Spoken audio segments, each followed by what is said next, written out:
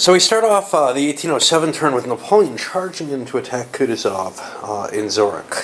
And we played a 4-point card, 3 of the points to move there, because it's a big army group. Army group versus army group. The idea here is Napoleon feels like he has to defeat the Russian army so he can turn against Austria and Prussia. He had the advantage in total dice, but he didn't get the advantage on the roll. The losses. Slight 1-point edge for the Russians. They got the advantage there. So what does Napoleon do? He commits the Imperial Guard. And he got nothing out of that. That's going to be bad. It means he loses the battle. There's no big morale swing for this one. It wasn't that big a loss, but he ended up expending a big card by playing his reserve for the guard. So after the English went and they increased excuse me, the Turkish diplomatic status in their as a client of theirs, the French played the preemption ability. They had the most cards out of anyone. They no longer do. It's tied now. And marched back into Zurich, both with Ney and Napoleon, another grand army. And this time they beat Kutuzov. Not a major overrun. We got the losses over here. It was 4 losses for Kutuzov and only 2 for the French. But it does put them in better shape. They've got a big army. They've got Kutuzov now in much worse position. And then they converted Zurich over, so they have a key. So now France, if the game were to end on this turn and nothing else happened, France would be winning. Things turned poorly, though, on the Austrian impulse. Charles has attacked Messina, and they were about equal, actually. 5, 6, 7, 8, 9 dice for the Austrians versus 6, 7, 8 for the French. However, not a very bloody attack to begin with. The Austrians caused 1 casualty, and 4 disruptions. The French caused 2 disruptions. That's a 3-point swing, though. That makes it a rout. Total losses were 5. All of them are casualties because it's a rout, and that is Messina's entire force. And let's roll a quick die here. We've got a 1. That is, excuse me, less than or equal to the battle rating of the commander. So that's an extra resource point for the Austrians for the success in the rout. And they're also going to be able, they've destroyed the entire French force down here. So they're going to be able to have their way down in Italy. And right now, let's see, they spent 1. 2 will be to convert that, and 3 will be to move down into Naples. But they're going to get a key, and then they've got another one that they can convert very easily.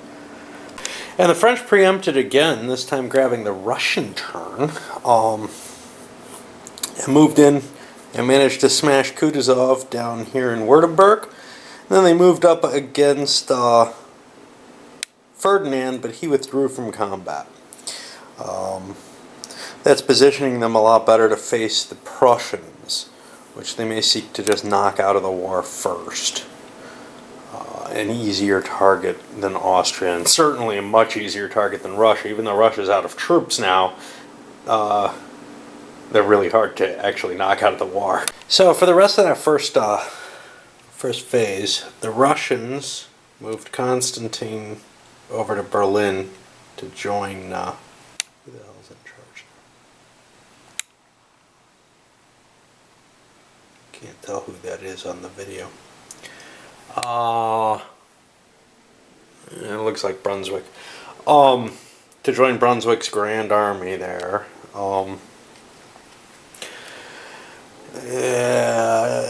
neutrals more or less did what they did. The Spanish spent their card to move the Danes into pact status with the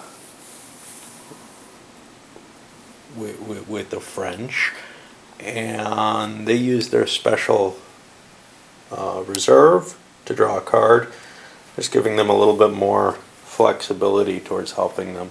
The Swedes actually drew a cool card, which allows, it built a French fleet in Rotterdam. Those are automatically played events if they are possible, and then also built up its own forces, getting its own little grand army. So with Napoleon pushing towards Vienna, Charles flags Naples and starts marching back north to try to prevent a disaster there. The Russians play the Down with the Prince event, which allowed them to cause Dublin to return to English control with troops. Obviously, the French can't regain Dublin as long as they're not at war with the English, so that's kind of a cool event for them. Other options would have been to try to do the same thing down. It would have been safer to do it, say, in Brussels. But handling it in Dublin seemed more valuable to the Continentals in terms of leaving something that they could actually capture available. Okay, on to the next cycle, and the French moved into Vienna, but the Austrians totally stymied that action using their reserve power, the Hussars and Grenadiers. Big 6-point card moving that combined army in 2-4 into Vienna allowed the withdrawal of the forces in Vienna and prevented a flagging. French ended up using their points on the diplomacy track to remove the bonus that England has on both Turkey and Sweden. All right, and now back around all the way to the end. What did the Russians do? The Russians played their Holy Mother Russia and ended up building a new pile of troops. They didn't get a resource off of it. Next, the Prussians. The Prussians marched forward and grabbed Nassau with one of their leaders. They sent Klein out to do that. They've got Blucher back here. They used their prime card for that last time. The English own the Turks now, and basically Turkey and Spain fought over Sweden, and the French ended up with the advantage there. The Turks played their special power, that's why. They only got 1 point for that, but they got to draw a card, which they're holding on to delay things. The hope was maybe something that'll help the coalition here. What else? Sweden had nothing that it could do. The Danes, yeah, they played the heavy diplomatic overture on the Swedes. And that puts us back around for another one. So on the Austrian turn, Charles gathered his forces at Grasse, and Napoleon intercepted. Napoleon was defeated. It was not quite a rout, but heavy losses on both sides. That stopped Charles, however, and there was a big 6-point card play. John advanced, grabbing Munich and Zurich, which has put the keys value. The Austrians are in very, very good shape. They want the game to end at this point. And because of something the French played, Talleyrand, there's currently a +1 to the game ending in addition to whatever else. So we may see an Austrian victory out of all this. Back down to just England and France. Everybody else is gone. France has a couple cards. England has one and one of their semi-reserve things. We'll see what happens. Alright, that's the end of the movement impulses. The French grabbed a lot of Austrian territory, picking up Budapest, running over Kolozsvár, Salzburg, and Prague, and they flagged all of those, giving them a pretty good chance of forcing a surrender in Austria. Yeah. Austria ran out of cards. The English increased the size of the force that Wellington has under his command, and they moved Sweden into their sphere of influence. Okay, almost all the way through the second turn, on to the third turn. All I've got to do is deal the cards. I don't want to do that.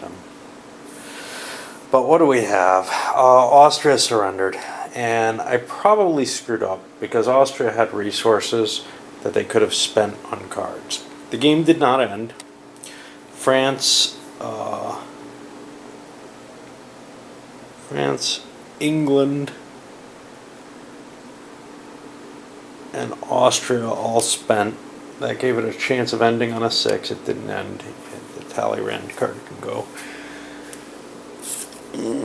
back in the deck.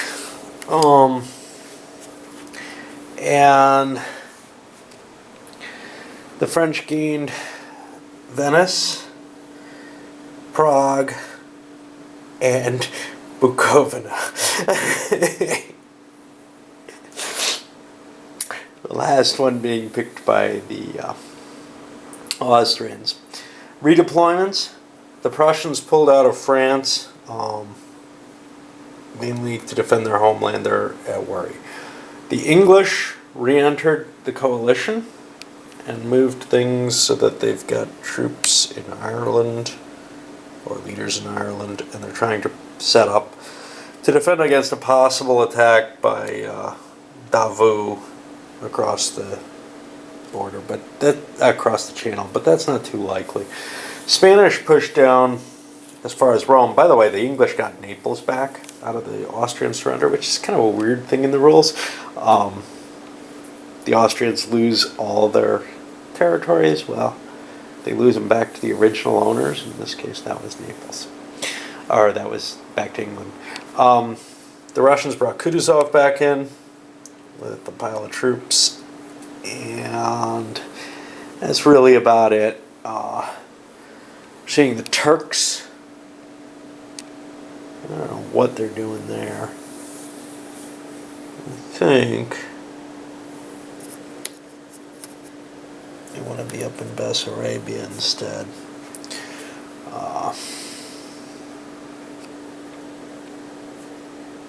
Maybe not. No, that's not very useful. Let's put them in Durazzo. That way we'll be able to ship them over into to help defend Naples. Yeah, we'll have the Spanish and the Turks fighting over Italy.